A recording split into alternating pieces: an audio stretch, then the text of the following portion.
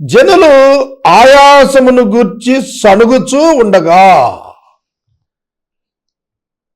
It may be fact and it may be true that they were struggled physically. శారీరకంగా వాళ్ళు బాగా శ్రమ పెట్టబడ్డారు, 3 రోజులు నడిచారు అని అంటే. దెన్ వాళ్ళు సణిగినప్పుడు ఒకటి అర్థం చేసుకోవాలి మనం, దేవుడు కనికరం లేనోడా? ఎందుకు వాళ్ళు 3 days కంటిన్యూస్గా నడిపించాడు? మనకు వారు దిగవలసినటువంటి స్థలం ఉంది చూశారు, దానిని దేవుడు వారి కొరకు సరి అయినటువంటి భద్రతతో కూడిన స్థలాన్ని వెతికి అక్కడ వారిని విడిచిపెట్టాడు.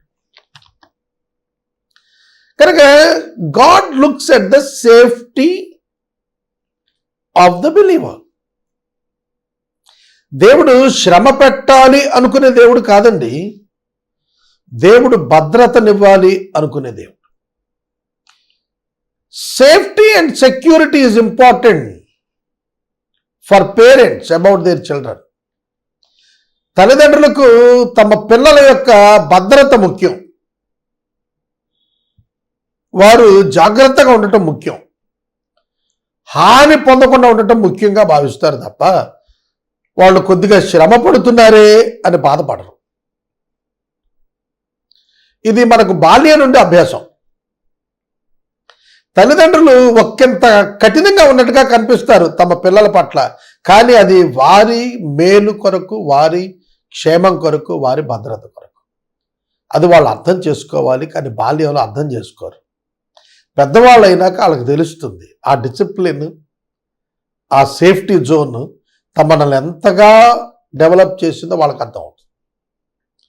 కనుక ఫిజికల్ స్ట్రగుల్ అనేది యేసుక్రీస్తు ప్రభువును నమ్ముకున్నటువంటి వారి యొక్క విశ్వాస యాత్రలో God allowed it, God continue it.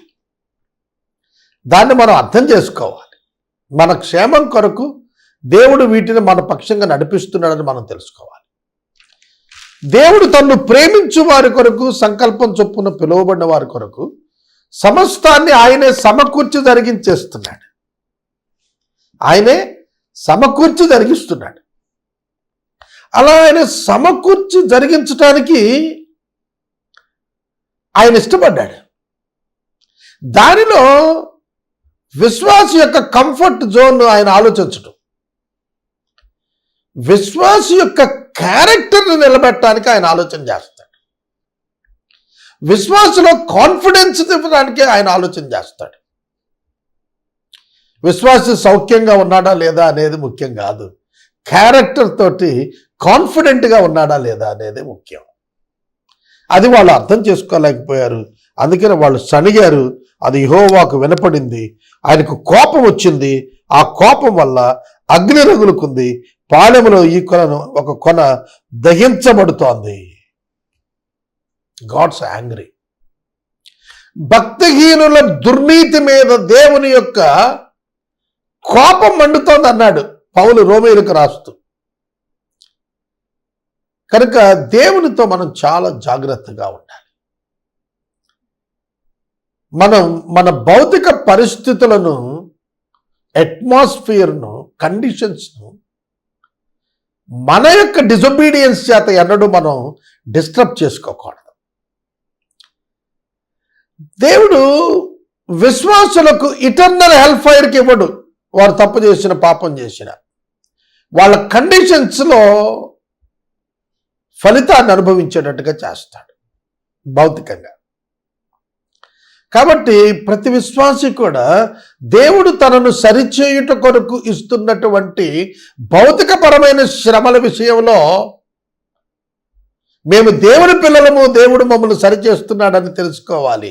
లేకపోతే మేము దుర్బీజులం అయిపోతాము. ఆయన ప్రేమిస్తున్నాడు కనుక మమ్మల్ని సరిచేస్తున్నాడు, మా పరిస్థితులను సరిచేస్తున్నాడు అనే భావనతో మనం దేవుడిచ్చే పరిస్థితులను తీసుకోవాలి. ప్రార్థన చేత మన వ్యతిరేక పరిస్థితులన్నింటినీ అధిగమించడం మనం నేర్చుకోవాలి. అందుకని మోషే ఏం చేశాడో తెలిసిన వెంటనే మోషే ప్రార్థన చేశాడు, మొర్ర పెట్టాడు. 2వ వచనం, జనులు మోషేకు మొరపెట్టగా మోషే యెహోవాను వేడుకున్నాడు, ఆ అగ్ని చల్లారిపోయింది. దేవుని ఆశ్రయించటం అన్ని వేళలా ముదావహం, అత్యవసరం. దేవుని ఆశ్రయించినప్పుడు నీ పరిస్థితులను అణచమని, సరిచేయమని, కుదర్చమని ఆయన ప్రతిఫలం ఇస్తాడు. నీవు దేవునికి దూరంగా వెళతావు సనుగుటి ద్వారా, ప్రార్థన ద్వారా దేవునికి సమీపంగా వస్తావు. That's what God wants from you. God wants you to come to him, not to go away from him. దేవుడు తన పిల్లలు తన దగ్గరకు రావాలని చూస్తాడు, తనను విడిచిపోవాలని చూడడు. కనుక ఇశ్రాయేలీయులు తన చెంతకు వచ్చి తనపై ఆధారపడటం వారి జీవితాలకు మంచిదని నేర్పించాడు. ఇక్కడ ఆ అగ్ని వారిలో రగులుకొని నందున ఆ చోటుకు తబేరా, మంట అని పేరు పెట్టాడు.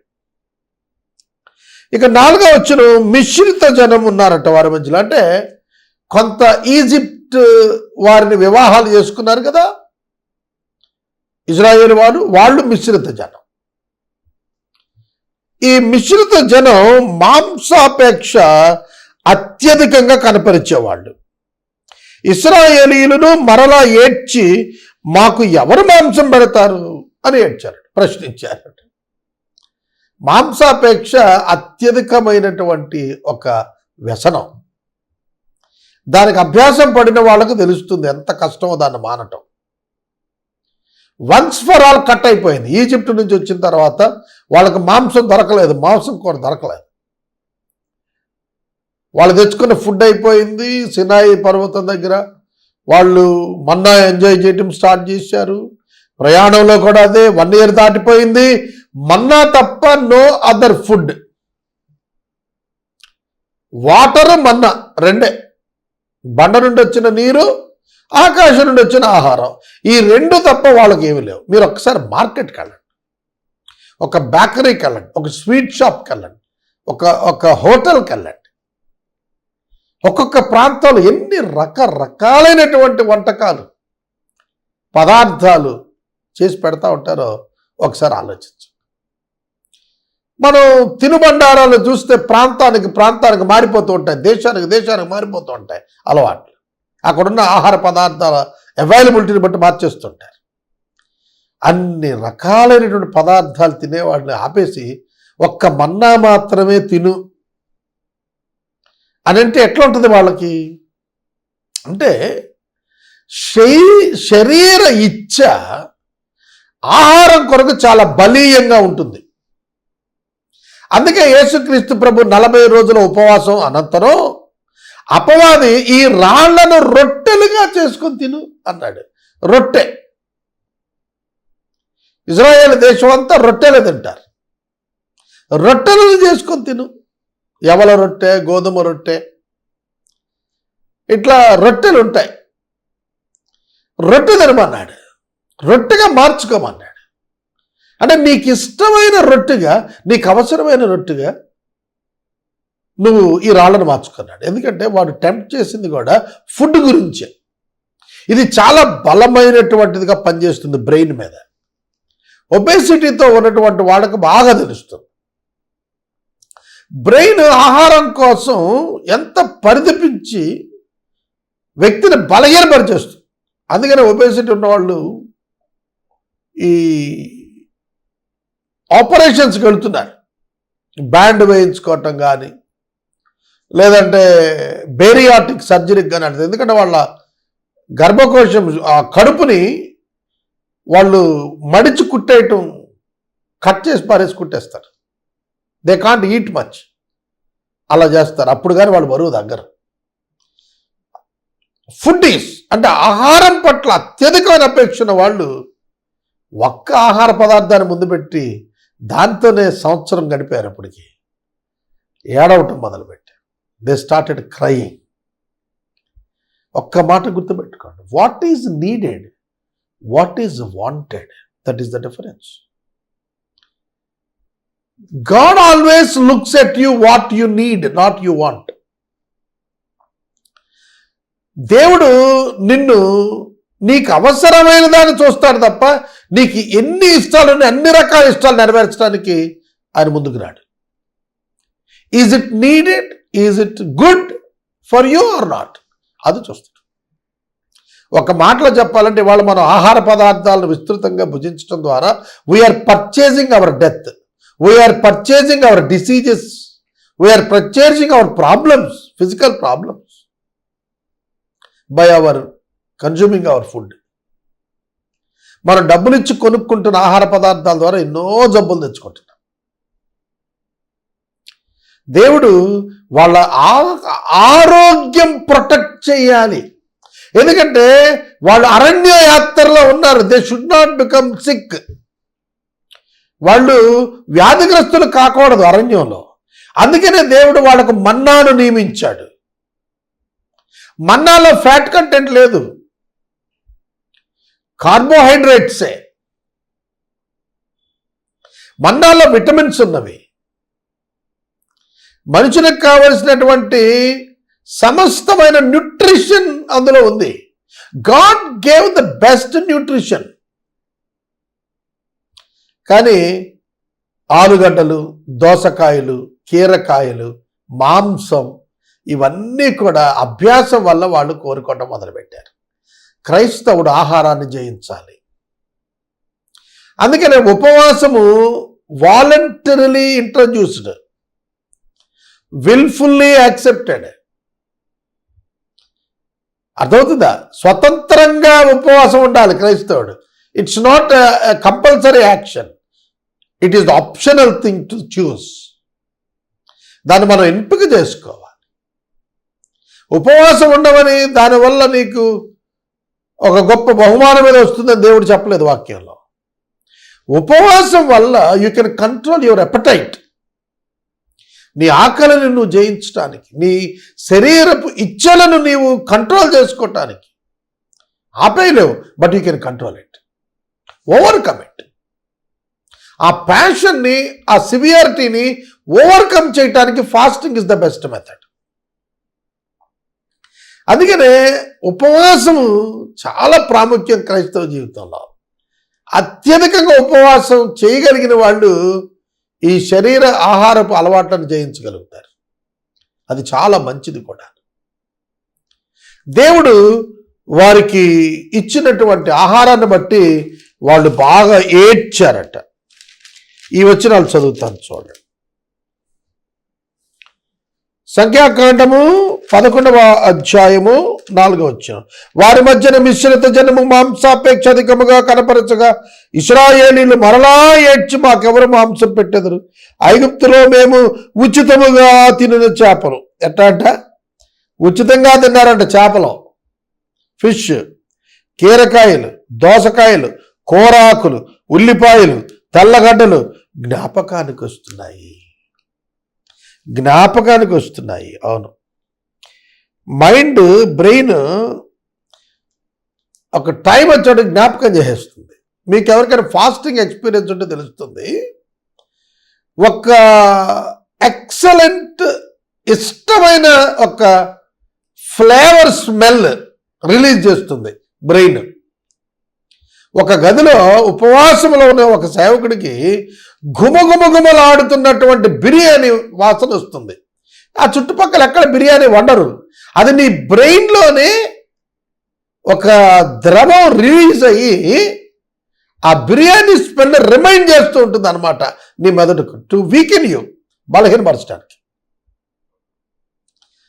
కాబట్టి fasting is not a joke, చాలా కష్టం. వీళ్ళకి అవి జ్ఞాపకానికి వస్తున్నాయి. బ్రెయిన్లో, సబ్కాన్షియస్ మైండ్లో ఈ మెమరీస్ అన్నీ కూడా వాళ్ళను మభ్యపెడుతున్నాయి, అధిగమిస్తున్నాయి. వాళ్ళు అంటున్నారు, ఇప్పుడు మా ప్రాణము సొమ్మసిల్లిపోయింది. ప్రాణము సొమ్మసిల్లిపోయింది, శరీరాలు కాదు. శరీరాలు బాగానే ఉన్నాయి, న్యూట్రిషన్ ఫుడ్తో బాగానే ఉంది body. Body is perfect, but their minds were weaken. ప్రాణము సొమ్మసిల్లిపోయింది. ఈ మన్నా కాక మా కన్నులు ఎదుట మరేమీ లేదని చెప్పుకొనిరి. ఆ మన్నా కొత్తిమీర గింజల వలె ఉండెను, చూపునకు అది బోళం వలె ఉండెను. జనులు తిరుగుచు దాన్ని కూర్చుకొని తిరుగుట విసిగి రోట దంచి పెనం మీద కాల్చి రొట్టెలు చేసిరి. దాని రుచి కొత్త నూనె రుచి వలె ఉండెను. రాత్రి యందు మంచు పాల మీద కురిసినప్పుడు మన్నా దాని వెంట పడెను. జనులు తమ తమ కుటుంబాల్లో ఎవరి గుడారం ద్వారా వద్ద వారు ఏడవగా మోషే వినెను. గుమ్మాల దగ్గర కూర్చొని ఏడ్చారండి. గుమ్మం బయటే కదా ఈ మన్నా కురుస్తూ ఉండేది, గుమ్మాల ముందు కురుస్తుంది. రాత్రిపూట మంచుతో పాటు అది కురిసేది. అలా కురిసినప్పుడు వాళ్ళు దాన్ని ఏరుకోవటానికి ఉదయం బయటకు వచ్చేవాళ్ళు తెల్లారుజామున. అది కూడా కొలపాత్ర ఏపాలో 10వ వంతు. దాన్ని ఏరుకుంటే ఆ మన్న ఎక్కువ కాదు తక్కువ కాదు, కొలత చనిపోయేది. అంటే కొల భోజనం అన్నమాట. ఇష్టం వచ్చినట్టు కడుపు నింపేంత పెట్టడం. ఒక జైల్లో ఖైదీకి ఇచ్చినట్టుగా చాలా బతుకుతానికి ఇస్తాడనమాట, అంతే. అట్లా పెట్టాడు వాళ్ళకి. అక్కనే నాగేశ్వరరావు గారు అన్నాడు, అర్ధాకలి వల్లే నేను 100 సంవత్సరాల దగ్గర బతికాను అన్నాడు. హాఫ్ మీలే, ఆకలి సగమే తీరేవాడికి తినేవాడంట. It helped him a lot. ఒకప్పుడు లేక తినలేదు, ఇప్పుడు ఉన్నా కూడా అనారోగ్య కారణంగా తినటం లేదు అన్నాడు ఆయన. అందుకే దీర్ఘాయువు అతనికి సాధ్యమైందని సాక్ష్యం చెప్పాడు. ఇశ్రాయేలు జనాంగం గుమ్మాల్లోకి వచ్చి ఏడ్చారంట. ప్రతివాడు ఎవడు గుమ్మంలో నిలబడి ఏడ్చాడు. 6 లక్షల కాల్వలం, ప్రతి ఇంట ఏడ్పే వినపడింది. అది చూచి మోషే కోప్పడ్డాడు. మోషే దృష్టికి అది చాలా చెడ్డదిగా ఉంది. యెహోవా కూడా దాన్ని చూచాడు. యెహోవా కోపం రగులుకుంది.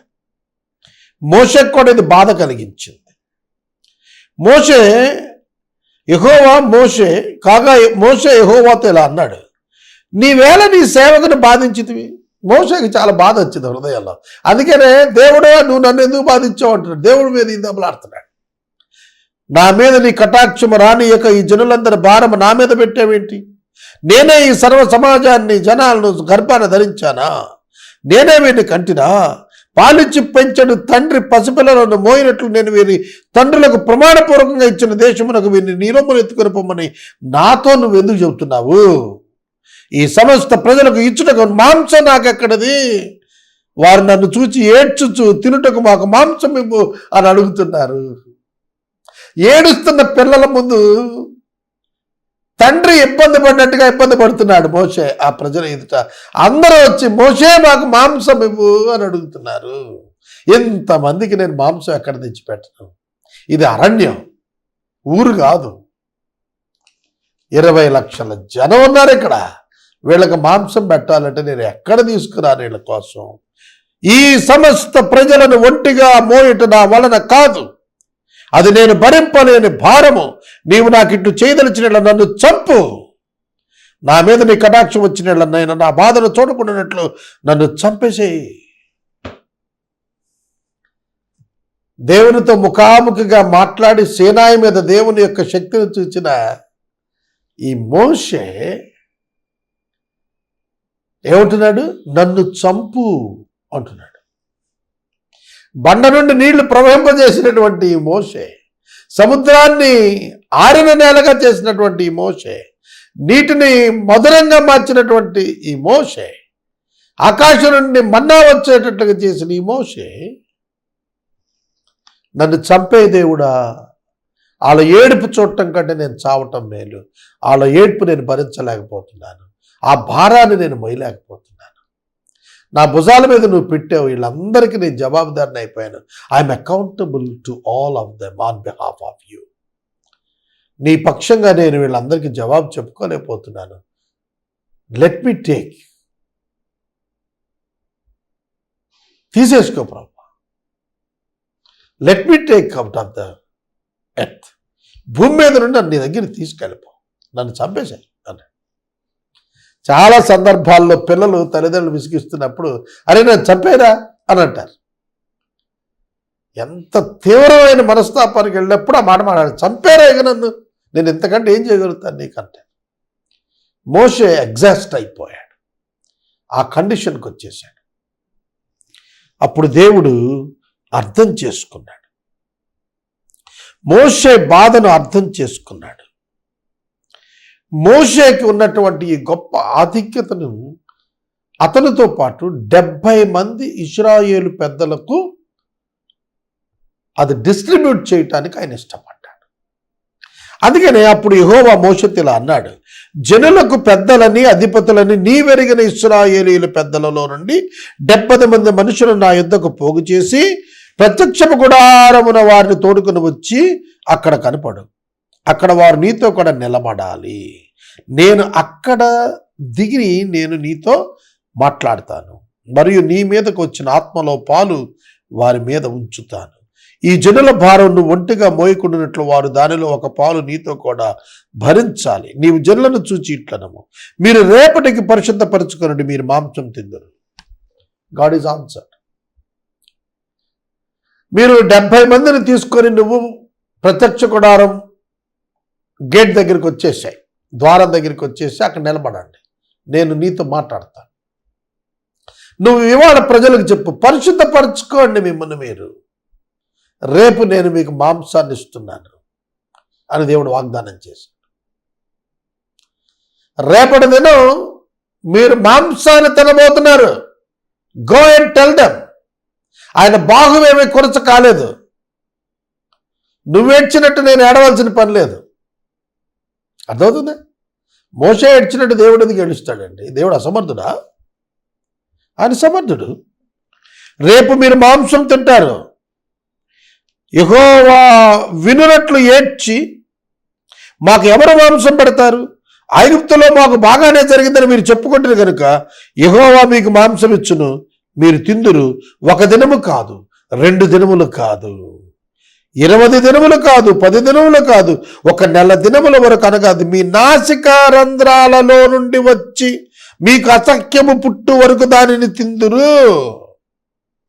అంటే నేను అసమర్థుడనై మీకు మాంసం పెట్టడం లేదని అనుకుంటున్నారా? లేక మీకు అవసరమైనది ఇచ్చి మీ ఆరోగ్యం కాపాడే దేవుడు అనుకుంటున్నారా? మీరు ఏడ్చింది మాంసం లేదని కదా, మీరు ఐగుప్తులో తిన్న మాంసాన్ని జ్ఞాపకం చేసుకుంటున్నారు కదా, అంతకంటే ఎక్కువ ఇవ్వగలవాడను.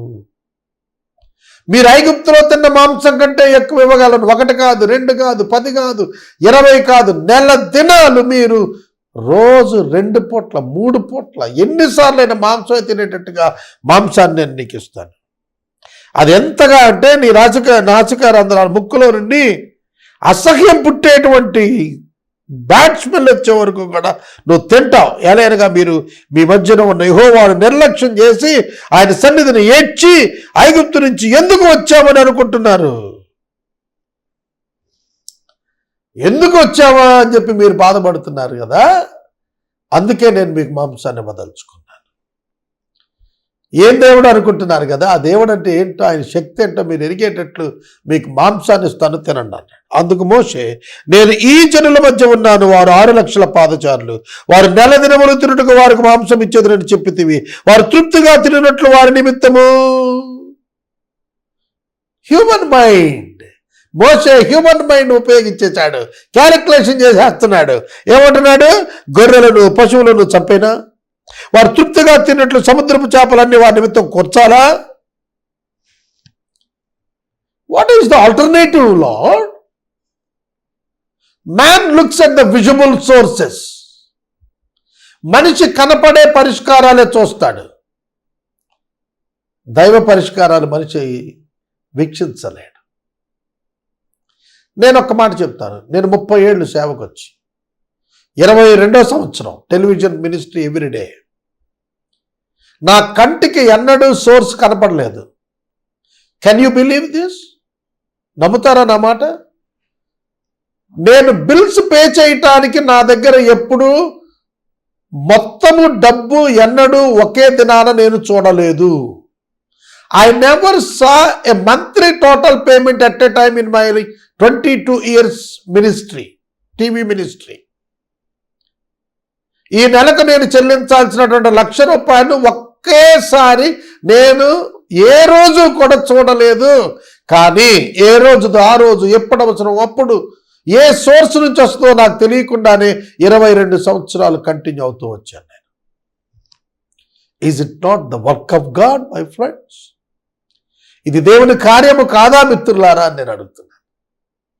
మోషే అంటున్నాడు, సముద్రపు చేపలను పట్టమంటావా, పశువుల్ని గొర్రెల్ని చంపేమంటావా? ఇంతమందికి నెల రోజులు 6 లక్షల మంది పురుషులే ఉన్నారు కదా, ఇంతమందికి 6 లక్షలు ఇంటూ 30 దినాలు అంటే 1,80,00,000 వన్ డే మీల్ అంటే 1,80,00,000 3,60,00,000 మీల్స్ 30 రోజుల్లో కేవలం 6 లక్షలకే. మరి మిగతా వాళ్ళు అంటే 20 లక్షలు అనుకుంటే ఉదాహరణకు మనం దగ్గర 10 కోట్ల భోజనాలు, 10 కోట్ల మందికి భోజనం. ఆలోచించండి, 10 కోట్ల మందికి భోజనం అంటే ఆలోచించండి. 10 కోట్ల పైగా భోజనాలంటే అది కూడా మాంసంతో అంటే మీరు ఆలోచించండి ఎంత మాంసం కావాలి. అప్పుడు ప్రభు అన్నాడు, అందుకు యెహోవా మోషేతో ఇలా అన్నాడు, యెహోవా బాహుబలము తక్కువైనదా? నా మాట నీ ఎడల నెరవేరలేదో ఇప్పుడు నువ్వు చూస్తావు. మోషే బయటికి వచ్చి యెహోవా మాట జనులతో చెప్పి, జనుల పెద్దలలో నుండి 70 మంది మనుషులు పోగు చేసి గుడారం చుట్టూ వారిని నిలవబెట్టగా యెహోవా మహిమ దిగి అతనితో మాట్లాడి అతని మీదకి వచ్చిన పాలలో 70 మంది మీద పెద్దల మీద ఉంచెను. కావున ఆ ఆత్మ వారి మీద నిలిచినప్పుడు వారు ప్రవచించిరి, కానీ మరలా ప్రవచింపలేదు. ఆత్మ నుంచినప్పుడే ప్రవచించారు. ఆ 70 మందిలో ఆ మనుషులో 2 పాడెములో ఉండిపోయారు. ఆ టైంలో ఒకడి పేరు ఎల్లాదు, ఇంకోటి పేరు మెదాదు. వాళ్ళిద్దరూ అక్కడే ఉండి ప్రవచించడం ప్రారంభించారు. గుడారం దగ్గరికి వెళ్లకుండానే పాడెములోనే ప్రవచించేస్తున్నారు. ఒక యవనస్తుడు పరిగెత్తుకొచ్చి ఎల్దాదు మేధాదులు పాడెములో ప్రవచిస్తారని చెప్తే మోషే ఏర్పరచుకున్న వారిలో నూను కుమారుని యెహోషువ పరిచారకుడు అతను అంటున్నాడు, మోషే నా ప్రభువా వారిని నిషేధించు అంటే మోషే అంటున్నాడు, ఏమిరా నాయన 70 మంది మీద దేవుడు తన ఆత్మపాలు నుంచితే నీవు వారిని ఆపాలని చూస్తున్నావా? ఆ ఇద్దరిని పాడెములో ఆత్మచేత ప్రవచిస్తున్న వారిని ఆపాలని నువ్వు రోషం చూపుతున్నావా? నేనైతే ఈ ప్రజలందరూ ఆత్మచేత మాట్లాడాలని నేను కోరుతున్నాను అన్నాడు. మోషే అంటున్నాడు, నా నిమిత్తం నీకు రోషం వచ్చిందా? యెహోవా ప్రజలందరూ ప్రవక్తలైపోయేటట్లుగా యెహోవా తన ఆత్మను వారి మీద ఉంచును అని అతనితో అనను. It is nothing but the new testament. మోషే ఆ రోజు పలికింది ఏమిటో తెలుసా? పరిశుద్ధాత్మ దేవుడు విశ్వసించిన వారందరి మీదకు దిగి వచ్చి వారందరిలో నివాసం ఉండటం, అందరూ ప్రవక్తలు అయిపోవటం, అందరూ వాక్యోపదేశాలు అయిపోవటం, అందరూ సువార్తికులు అయిపోవటం. A great vision, a great revolution. మోషే ఎంతో గొప్ప మాటను అతనికి తెలియచేశాడు. అప్పుడు మోషే ఇశ్రాయేలు పెద్దలు పాడెంలోకి వెళ్ళారు. తర్వాత యెహోవా సన్నిధిని ఒక గాలి బయలుదేరింది. యెహోవా సన్నిధిని ఒక గాలి బయలుదేరింది. సముద్రం నుండి పూరేళ్లను రప్పించి పాడెము చుట్టూ ఈ పక్కన ఆ పక్కన ఒక దినపు ప్రయాణమంత వరకు భూమి మీద 2 మూరల ఎత్తున వాటిని పడవేసెను. ఒక మూర అంటే అడుగున్నర, 18 అంగుళాలు. 2 మూరలు అంటే 18, 36 2 మూరల ఎత్తు 36 అంగుళాలు అంటే 3 అడుగులు. 3 అడుగుల ఎత్తు, 12 కిలోమీటర్స్ క్యాంప్, 12 కిలోమీటర్స్ రెండేపులా 3 అడుగుల ఎత్తు. గుమ్మాల ముందు ప్రజల ముందు పూరేళ్లు వచ్చి పడ్డాయి, మాంసం వచ్చి పడిపోయింది. సముద్రం మీద నుంచి గాలి వాటిని రప్పించి వారి గుమ్మాల దగ్గర పాడేసి. కాబట్టి జనులు ఆ దినమంతా ఆ రాత్రంతా మరుసటి దినమంతా పూరేళ్లను కూర్చుకొంచూ ఉన్నారు. తక్కువగా కూర్చుకున్నవాడు 100 తూములు కూర్చుకున్నాడు. చూడండి, హండ్రెడ్స్ ఆఫ్ కిలోస్. ఎంత అపేక్ష! మాంసాన్ని కూర్చుకున్నారు. తర్వాత వాళ్ళు తమ పాడెము చుట్టూ వాటిని పరిచారు. ఆ మాంసం ఇంకా వారి పండ్ల సందులో ఉండగానే అది నమలక మునిపి యెహోవా కోపం జనుల మీద రగులుకుంది, తెగులు వారిని బహుగా బాధించింది. ఇప్పుడు మాంసం నుండి చాలా రకాలైనటువంటి వైరస్లు, బర్డ్ ఫ్లూ లాంటివి వస్తున్నాయి కదా, అట్లా ఒక ఫ్లూ వచ్చేసింది అన్నమాట. మాంసాపేక్ష గల వారిని జనులు అక్కడ పాతి పెట్టినందున ఆ స్థలమునకు కిబ్రోతు హతావా దురాశ అని పేరు పెట్టబడింది. జనులు మాంసాపేక్ష కలిగినందున అక్కడ కొంతమంది చనిపోయారు. కొందరు అక్కడ చచ్చిపోయే స్థితి వచ్చింది, అక్కడ పాతి పెట్టాల్సి వచ్చింది. దేవుని శక్తికి పరీక్ష పెట్టద్దు, దేవుని శోధించద్దు, అది మీరు తట్టుకోలేరు.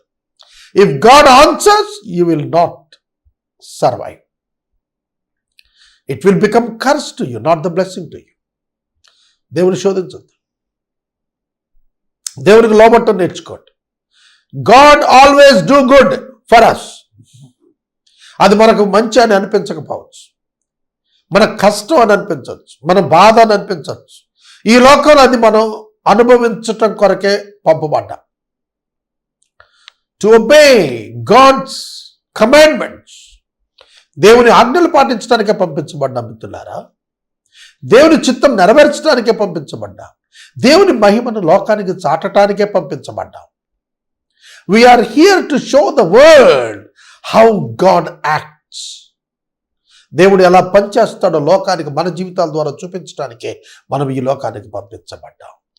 మన ఇచ్చలు నెరవేర్చుకోవటానికి, మన శరీరాశలను నెరవేర్చుకోవటానికి, మన భోగేచ్ఛలు నెరవేర్చుకోవటానికి మనము శరీరమునకు రుణస్థులము కాదు. శరీరానికి రుణస్థులం కాదు, మనం దేవునికే రుణస్థులం. We're the children of God. మనం దేవుని పిల్లలు. మనం దేవుని చిత్తం నెరవేర్చడమే మన విద్యుత్ ధర్మం. కనుక దేవుడు 11వ అధ్యాయంలో మనకేం నేర్పిస్తున్నాడంటే, not your personal interests, not your physical interests. నీ వ్యక్తిగత, నీ శారీరక ఇష్టాలు కాదు, దేవుడు నీకు ఇచ్చిన దానిని ఆనందముగా స్వీకరించి, నీ ఇష్టమునకు భిన్నముగా ఉన్న దేవుని చిత్తాన్ని ఆనందముగా స్వీకరించటం ద్వారా భద్రముగా, క్షేమంగా ఉండగలుగుతామన్న పాఠాన్ని నేర్పుతున్నాడు. అక్కడ నుండి వారు కిబ్రోతు హతావా నుండి హజేరోతునకు ప్రయాణం అయిపోయి హజేరోతులో దిగారు. అక్కడితో 11వ అధ్యాయం ముగించాం.